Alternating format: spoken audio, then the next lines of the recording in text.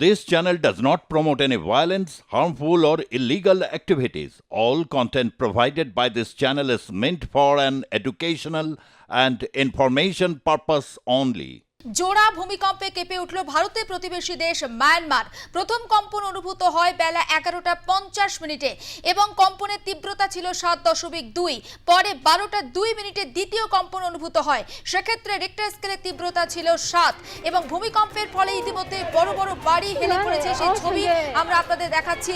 মায়ানমারে ভূমিকম্প এবং ভূপৃষ্ঠ থেকে 10 কিলোমিটার নিচে ভূমিকম্পের উৎসস্থল ছিল।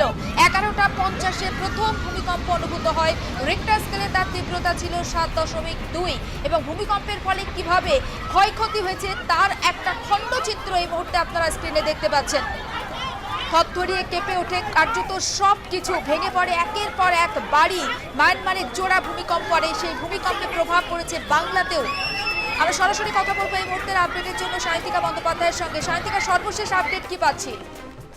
দেখো, এখনো পর্যন্ত যেরকমটা জানা যাচ্ছে যে কলকাতা, হাওড়া, 24 পরগনা এবং ন্যাশনাল সেন্টার ফর সিসমোলজির তরফে যেরকমটা জানা যাচ্ছে যে পূর্ব মেদিনীপুর, সুন্দরবন, এরকম বিভিন্ন জায়গায় কিন্তু এই মায়ানমারে ঘটে যাওয়া জোড়া ভূমিকম্পের প্রভাব পড়েছে এবং এর পাশাপাশি কলকাতাতেও তো প্রভাব পড়েইছে এবং কলকাতাতেও এই যে দুবার, অর্থাৎ বেলা 11:50 প্রথমবার এবং তারপর বেলা 12টার সময় দ্বিতীয়বার, দুবারই কিন্তু সেই যে ভূকম্পন, সেই ভূকম্পন অনুভূত হয়েছে।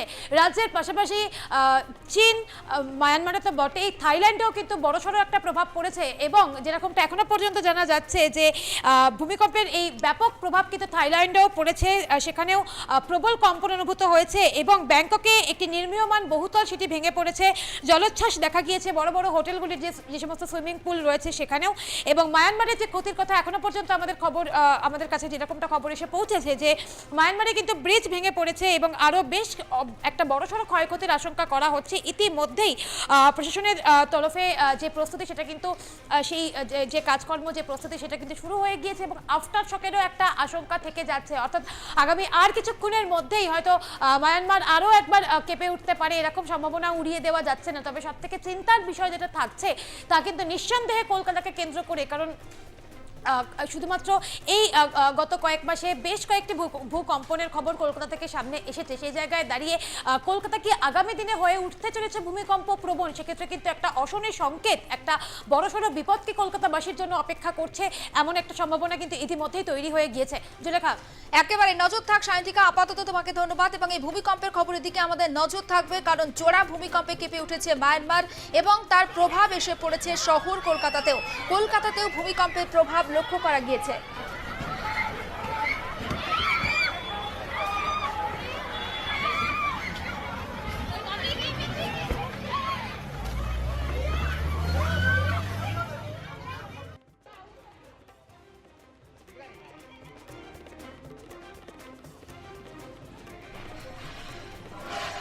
এই মুহূর্তে যে ছবি আপনারা দেখতে পাচ্ছেন যে ভূমিকম্পের ফলে যে কতটা ক্ষয়ক্ষতি হয়েছে, কলকাতা সহ দক্ষিণবঙ্গের একাধিক জায়গাতেও কিন্তু কম্পন অনুভূত হয়েছে এবং মায়ানমারের মান্দালয়ে ভূমিকম্পের উৎসস্থল ছিল। ভূপৃষ্ঠ থেকে 10 কিলোমিটার নিচে ভূমিকম্পের উৎসস্থল ছিল। প্রথম কম্পন অনুভূত হয় সকাল 11:50। সেই সময় ভূমিকম্পের রিক্টার স্কেলের তীব্রতা ছিল 7.2। এরপর প্রায় বেলা 12:02 নাগাদ দ্বিতীয় কম্পন অনুভূত হয়। রিক্টার স্কেলে কম্পনের তীব্রতা ছিল 7। জোড়া এই ভূমিকম্পের প্রভাবে ব্যাপক ক্ষয়ক্ষতি হয়েছে মায়ানমারে। এই মুহূর্তে পরিবেশবিদ বা ভূতত্ত্ববিদ সুজিব কর রয়েছেন আমাদের সঙ্গে টেলিফোন লাইনে। সুজিব বাবু, জোড়া ভূমিকম্প এবং কার্যত এই মুহূর্তে একটা খণ্ডচিত্র আমরা দেখাচ্ছি, কিন্তু বিপুল ক্ষয়ক্ষতির আশঙ্কা করা হচ্ছে, সবটা নিয়ে আপনার প্রতিক্রিয়া? বেসিক্যালি ভূমিকম্পের যেটা উপকেন্দ্র সেটা ছিল ডাউকি ফল্ট লাইনের উপরে, অর্থাৎ যে ডাউকি ফল্ট লাইনটা যেখানে ভারত মায়ানমার সীমান্তে, যেখানে হিমালয়ান লাইনের সঙ্গে সংযুক্ত, ঠিক সেই জায়গাটায় মান্দালয় থেকে 13 কিলোমিটার উত্তর পূর্ব এবং নাইপাইটাও থেকে 43 কিলোমিটার দক্ষিণে এই স্থানটি অবস্থান করছে। দুটো পাওয়ারফুল আর্থকোয়েক, একটা 7.7 এবং আর একটা আর্থকোয়েক হয়েছে 6.4 রেক্টার স্কেলে। এই কম্পন সমগ্র উত্তর পূর্ব ভারত, উত্তরবঙ্গ এবং দক্ষিণবঙ্গের বিস্তীর্ণ অঞ্চলে, এমনকি কলকাতা এবং তৎসংলগ্ন পূর্ব মেদিনীপুরের বিভিন্ন প্রান্তেও কিন্তু এই কম্পন পাওয়া গেছে। সুতরাং এটা কিন্তু একটা বড়সড় ইঙ্গিতবাহী অঞ্চল, যেখানে পরবর্তী সময়ে ফার্দার ভূমিকম্পের সম্ভাবনা রেখে যাবে। আরও একটা বিষয় একটু জানতে চাইছি, মায়ানমারে কম্পন অনুভূত হয়েছে। মায়ানমার থেকে প্রায় 900 থেকে 1000 কিলোমিটার দূরে ব্যাংকক অবস্থিত, সেখানেও কিন্তু কম্পনের যথেষ্ট তীব্রতা লক্ষ্য করা গিয়েছে। সেক্ষেত্রে কলকাতা কতটা নিরাপদ? কলকাতা নিরাপদ নয়, কলকাতাতেও এই কম্পন এসেছে, যদিও অত্যন্ত মৃদু কম্পন। তার কারণ হচ্ছে আপনারা জানেন ভালো করে যে ডাউকি ফল্ট লাইনের উপরে ভূমিকম্পের উপকেন্দ্র, তার সাথেই ইয়োশিন হিঞ্জ কলকাতার মাটির তলাদেশ দিয়ে গেছে, সেই হিঞ্জ লাইনের উপরে কম্পন কিন্তু সংঘটিত হয়েছে। ফলে ব্যাংককেও যেমন কম্পন পাওয়া গেছে, কলকাতাতেও কিন্তু একইভাবে কম্পন পাওয়া গেছে। সুতরাং আদৌ নিরাপদ নয় কলকাতা। আগামী দিনে তাহলে কলকাতার ক্ষেত্রে কি অনেকটা বেশি অশনির সংকেত বয়ে নিয়ে আসছে এই যে বড় বড় হাই রাইজ বিল্ডিং কিংবা নগর উন্নয়ন? হ্যাঁ, বেসিক্যালি ঠিক তাই। তার কারণটা হচ্ছে যে যত বেশি ভূমিভাগ তার ভারসাম্যকে হারাবে, তত এই ধরনের কম্পনের সম্ভাবনা বৃদ্ধি পেতে থাকে বা বাড়তে থাকে। সেই ঘটনাটাই কিন্তু আবার আঙুল দিয়ে দেখাচ্ছে। বেশ, অনেক ধন্যবাদ আমাদের সঙ্গে কথা বলার জন্য। ভূতত্ত্ববিদ সুজীব করের সঙ্গে আমরা কথা বলছিলাম, এবং ভূমিকম্প থেকে কলকাতা যে খুব একটা নিরাপদ নয় সেটা অন্তত কার্যত স্পষ্ট করলেন তিনি। কারণ যেভাবে গাছ কাটা হচ্ছে এবং যেভাবে আমরা অনেক বেশি নগর উন্নয়ন বা উঁচু উঁচু বিল্ডিং বা হাইরাইজ বিল্ডিংয়ের দিকে এগোচ্ছি, যত বেশি আমরা আধুনিক হচ্ছি ততই বেশি করে পরিবেশের ভারসাম্য হচ্ছে বা ভারসাম্য হারাচ্ছে পরিবেশ। কোথাও গিয়ে আমরা হয়তো নিজেরাই নিজেদের অজান্তে নিজেদের ক্ষতি করছি। জোরালো ভূমিকম্পের প্রভাবে ব্যাপক ক্ষয়ক্ষতি হয়েছে মায়ানমারে। ভেঙে পড়তে দেখা গিয়েছে একটা বড় ব্রিজকে, আরও বেশি ক্ষয়ক্ষতির আশঙ্কা করা হচ্ছে। তবে এই মুহূর্তে যে ছবি আপনারা স্ক্রিনে দেখতে পাচ্ছেন, শুধু যে ব্রিজ ভেঙে পড়েছে এমনটা নয়, একটা বহুতল একেবারে ভেঙে মাটির সঙ্গে গুড়িয়ে গিয়েছে, সেই ছবিও আমরা আপনাদের সামনে তুলে ধরছি। রাস্তাগুলোতেও ফাটল দেখা গিয়েছে, পাশাপাশি রাস্তাগুলোতে বাড়ির দেয়ালে ফাটল দেখা গিয়েছে। মানুষজন আতঙ্কিত হয়ে রাস্তাতে নেমে আসেন। ফলে এই ভূমিকম্পের ফলে একটা তীব্র আতঙ্কের পরিস্থিতি তৈরি হয়। মানুষজন রাস্তার ওপরে ঊর্ধ্বশ্বাসে দৌড়াতে শুরু করেছেন, সেই ছবি এই মুহূর্তে আপনারা স্ক্রিনে দেখতে পাচ্ছেন। তবে প্রশাসনের তরফ থেকে ঠিক কতটা ক্ষয়ক্ষতি হয়েছে এখনো পর্যন্ত সেটা স্পষ্ট করা হয়নি। তবে ভূমিকম্পের ফলে একটা আফটার শকের একটা ব্যাপার থাকে। সেক্ষেত্রে প্রথম কম্পন অনুভূত হয় 11:50 এবং তারপরের কম্পন অনুভূত হয় 12:02 নাগাদ।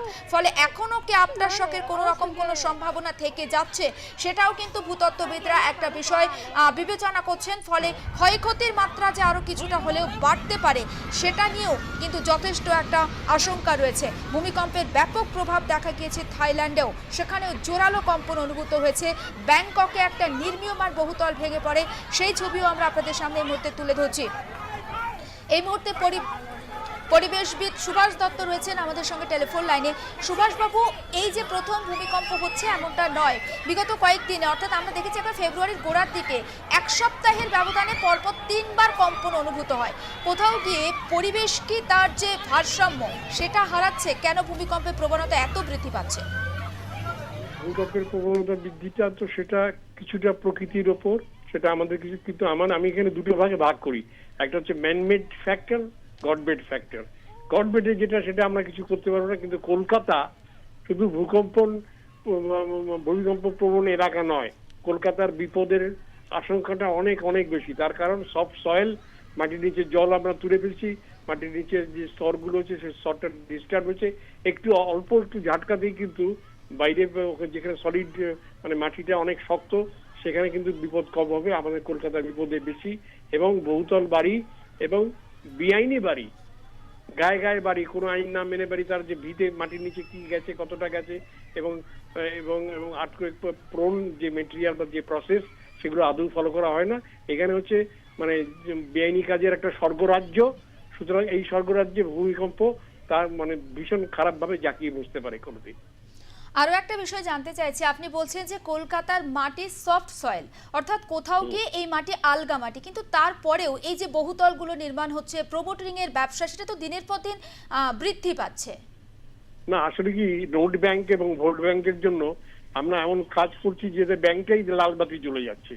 এই যে প্রমোটিং, এই ব্যাপারটা এই সয়েল টেস্টের একটা নিয়ম আছে, সেটা তো ওটা ওই যেমন ওই মানে শিয়ালের কুমির ছাড়া দেখানোর মতো একটা থিওরিটিক্যাল অপারেশন। এখানে বহুতল করার ব্যাপারে ভীষণ ভাবে চিন্তা ভাবনা করা উচিত এবং নিয়ন্ত্রণ করা উচিত। হ্যাঁ, শুধু ওই সয়েল টেস্ট করে একটা থিওরিটিক্যাল রিপোর্ট দিলাম তা নয়, যে কোনো সময় বেশি হাওয়াতেও ওই যে 52 না কি 42 যেটা হয়েছে সেটা কিন্তু হাওয়াতেও পড়ে যেতে পারে বলে আমরা আশঙ্কা করছি। এটা আমাদের আশঙ্কা নয়, এটা কোনোদিন সত্যি হলে তখন তো আমরা হয়তো থাকবো না, ভবিষ্যৎ প্রজন্মের কাছে আমরা কিন্তু ঋণী থাকবো এবং আমরা দায়বদ্ধতা সেটা কিন্তু রাখতে পারলাম না। আমরা কলকাতাটাকে আমরা প্রমোটারের হাতে তুলে দিয়ে আমরা আমাদের স্বর্গে যাওয়ার প্রমোটিংটা খুব তাড়াতাড়ি করছি।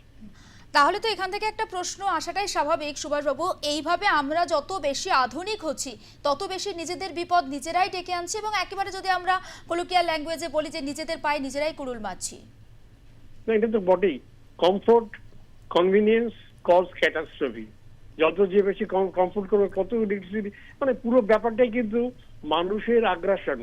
মানুষ যত প্রকৃতি মাতার উপর নির্যাতন করবে, দাপাদাপি করবে, প্রকৃতি মাতা ততই তার প্রতিশোধ দেবে। মানে নিঃশব্দে প্রকৃতি মাতা সবকিছু দেখে যান, দীর্ঘ নিঃশ্বাস ফেলেন, কিন্তু তারপরে তিনি ঝড় তোলেন। আমরা সুনামি দেখেছি, আমরা আয়লা দেখেছি, আমরা লায়লা দেখেছি, অনেক কিছু দেখেছি আমরা। তাতে তখন আবার জাতীয় বিপর্যয় বলে রাজনৈতিক দ্বারা আমি তোমাদের এই লোক আমায় দিয়ে ভোট বলে ঝাঁপিয়ে পড়বে। কিন্তু পুরো ব্যাপারটাই কিন্তু আমাদের ভীষণ দুশ্চিন্তার কারণ এবং আমাদের ভবিষ্যৎ প্রজন্ম কিন্তু অহেতুক একটা অনিশ্চয়তার মধ্যে থাকছে। কোনোভাবে কি এই যে অনিশ্চয়তা, একটা অহেতুক অনিশ্চয়তা বা উৎকণ্ঠার মধ্যে দিয়ে আমরা যাচ্ছি, সেটা থেকে ওভারকাম করার কোনো রকম কোনো রাস্তা কি রয়েছে? না, ভূমিকম্পকে তো আমরা রোধ করতে পারবো না, এটা তো নিচে যে প্লেট রয়েছে সেই প্লেটের ইস্যুতে হয়, কিন্তু আমরা এর ব্যাপকতা, এর অস্থিরতা এবং এর মানে খারাপ প্রভাব আমরা অনেকটাই কমাতে পারি। সেটা আমাদের এই আচরণের দিয়ে করতে পারি, কিন্তু সেটা তো আর কেউ করবে না, কেউ শুনবে না। সবাই প্রমোটিং মাথা গোজার জন্য ঠাসাঠাসি বাক্স বাড়ি, এটা ঠাসাঠাসি বাক্স বাড়ি না, ঠাসাঠাসি দেশলাইট বাড়ি। সুতরাং মানুষের জন্য দায়ী, মানুষের আগ্রাসন, মানুষের মানে কি বলবো, মানুষের লোভ, মানুষের কমফোর্ট, মানুষের কনভিনিয়েন্স, এইভাবেই আমরা ক্যাটাস্ট্রফির দিকে এগিয়ে যাচ্ছি। বেশ, অনেক ধন্যবাদ আমাদের সঙ্গে কথা বলার জন্য। পরিবেশবিদ সুভাষ দত্তের সঙ্গে আমরা কথা বলছিলাম। আর এই মুহূর্তে যে ছবি আপনারা স্ক্রিনে দেখতে পাচ্ছেন, ভূমিকম্পের ফলে কতটা ক্ষয়ক্ষতি হয়েছে, কিভাবে ভেঙে পড়ছে বহুতলগুলো খেলনা বাড়ির মতো, সেই ছবি দেখাচ্ছি। তবে আরও একটা ছবি আমরা আপনাদের সামনে তুলে ধরবো। উদ্ধার কাজ ইতিমধ্যেই শুরু হয়েছে, সেই ছবিটা আমরা আপনাদের সামনে তুলে ধরবো। তবে এই মুহূর্তে ছবি দেখাচ্ছি ভূমিকম্পের পরে কিভাবে ভূমিকম্পের যে প্রভাব পড়েছে বড় বড় বহুতলে, সেখানকার ফ্যান এবং টেবিল চেয়ারগুলো রীতিমতো কাঁপতে শুরু করেছে এবং সেই ছবি আপনারা দেখতে পাচ্ছেন। বিভিন্ন জায়গাতে ফাটল দেখা দিয়েছে, রাস্তার উপরে ফাটল দেখা দিয়েছে। আতঙ্কে নিজেদের ঘর বাড়ি ছেড়ে বাইরে বেরিয়ে আসেন, রাস্তাতে বেরিয়ে আসেন মানুষজন এবং বহুতলগুলো কার্যত খেলনা বাড়ির মতো ভেঙে পড়েছে এবং সেই ছবি দেখাচ্ছি। ব্যাংককের প্রভাব দেখা গিয়েছে থাইল্যান্ডেও, সেখানেও জোরালো কম্পন অনুভূত হয়েছে। বিশ্বজিৎ নস্কর রয়েছেন টেলিফোন লাইনে দক্ষিণ 24 পরগনা, অর্থাৎ আমাদের এখানেও কম্পন অনুভূত হয়েছে। সেখানকার ঠিক কতটা প্রভাব পড়েছিল বিশ্বজিৎ নস্করের থেকে জানবো। বিশ্বজিৎ, দেখো, দক্ষিণ 24 পরগনার যে বিভিন্ন এলাকা, বকখালি থেকে শুরু করে সাগর, পাথর, কুলতলি, বাড়িপুর, সোনারপুর সহ বিভিন্ন এলাকায় কিন্তু দেখো নদী বাঁধের এলাকা, যে সমস্ত খাল থেকে শুরু করে পুকুরে কিন্তু সব দেখো সেখানে কিন্তু মৃদু ভূমিকম্প নয়। দেখো জলের যেভাবে ছবি, জল যেভাবে ঢেউ খেলছে হালকা, সেখানে কিন্তু বোঝা যাচ্ছে যে মৃদু ভূমিকম্পন হয়েছে। তবে যেটা জানাচ্ছে এর হচ্ছে মূল কেন্দ্র এটা মায়ানমার, সেই মায়ানমারে কিন্তু বেশ কিছু ধ্বংস হয়েছে। তবে তার এফেক্টটা খানিকটা পড়েছে দেখো একেবারেই দক্ষিণ 24 পরগনা, সেখানে কিন্তু মৃদু ভূমিকম্পন চলছে এবং সেখানে দেখো একেবারেই হয়তো এখানে কোনো ক্ষয়ক্ষতি নেই, সেখানে যে মূল যে উৎপত্তিস্থল সেখানে হয়তো ক্ষয়ক্ষতি হয়েছে মায়ানমার বা আশেপাশের এলাকায়, এখানে কিন্তু মৃদু ভূমিকম্পন হয়েছে। এটা থেকে বোঝা যাচ্ছে যে যেটা বিজ্ঞানীরা যেটা মনে করছে যে খুব শীঘ্রই একটা বড় সড়ো একটা দুর্ঘটনা ঘটতে পারে, বিস্ফোরণ, সেটা কি তার একটা নমুনা, সেটাই কিন্তু এখন প্রশ্নচিহ্ন রয়ে গেছে। বেশ, নজর থাকবে বিশ্বজিৎ। আপাতত তোমাকে ধন্যবাদ। এবং এই ভূমিকম্পের ফলে শুধুমাত্র যে নির্মীয়মান বিল্ডিং বা বড় বড় বহুতলগুলো ভেঙে পড়েছে এমনটা নয়, বিভিন্ন জায়গাতে জলোচ্ছ্বাস দেখা গিয়েছে। তবে এই মুহূর্তে আরও একটা ছবি আমরা আপনাদের সামনে তুলে ধরবো। সেখানে ইতিমধ্যে উদ্ধার কাজ শুরু হয়েছে এবং বিপর্যয় মোকাবিলা বাহিনীকে উদ্ধার কাজে নামানো হয়েছে, সেই ছবি আপনারা দেখতে পাচ্ছেন। অর্থাৎ বহুতল ভেঙে পড়ে কেউ সেখানে আটকা পড়ে গিয়েছেন কিনা বা কেউ চাপা পড়ে রয়েছেন কিনা, প্রাণহানির ঘটনা ঘটেছে কিনা, সেটার জন্য জন্য ইতিমধ্যেই খুব দ্রুত উদ্ধার কাজ শুরু হয়েছে। বিপর্যয় মোকাবিলা বাহিনী তারা পৌঁছে গিয়েছে, স্থানীয় প্রশাসন তাদের সঙ্গে হাত লাগিয়েছে উদ্ধার কাজে, সেখানকার বাসিন্দারাও স্থানীয় বাসিন্দারাও কিন্তু উদ্ধার কাজে হাত লাগিয়েছেন। সেই ছবি আমরা আপনাদের সামনে তুলে ধরছি।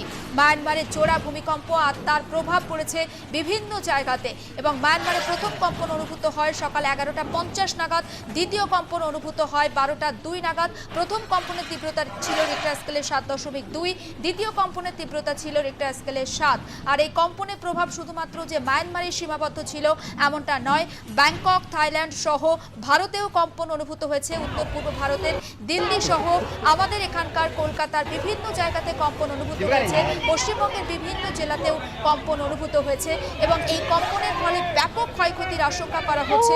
নির্মীয়মান বহুতল যেমন ভেঙে পড়েছে, অনেক বহুতলও ভেঙে পড়েছে, ব্রিজ ভেঙে পড়েছে, বিভিন্ন জায়গাতে ফাটল দেখা দিয়েছে।